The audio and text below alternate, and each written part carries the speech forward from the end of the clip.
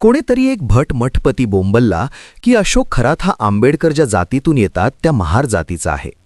शूद्रांनी धर्माच्या क्षेत्रात प्रवेश केल्याने असे होणारच, त्यामुळे शूद्रांनी सेवा देण्याचे आणि ब्राह्मणांनी धार्मिक कर्मकांड करण्याचे शास्त्रांनी नेमून दिलेले काम करावे. या विधानातून हे लक्षात येते की बहुसंख्य ब्राह्मण आणि ब्राह्मण धर्मातील तथाकथित धर्मनियंते यांची मानसिकता अजूनही बदलली नाही.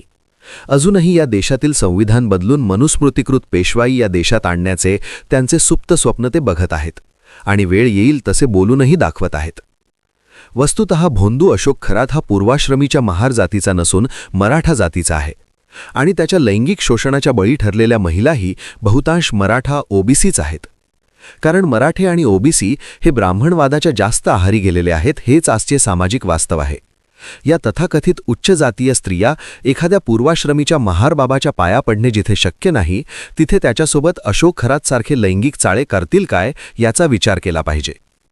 तसेही एससी जातींतील ज्यांनी ज्यांनी बाबासाहेबांच्या विचारांनी प्रभावित होऊन बुद्ध धम्माची दीक्षा घेतली आहे, ते अशा भोंदूंच्या सावलीलाही थांबत नाहीत, ही गोष्ट निराळी.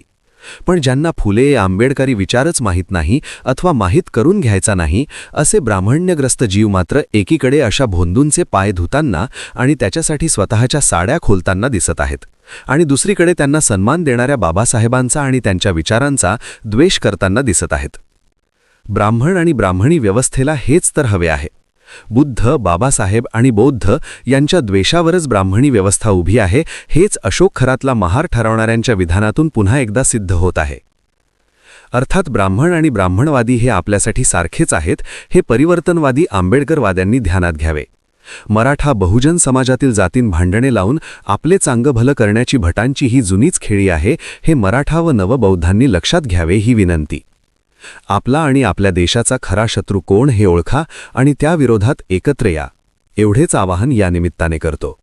जय भारत.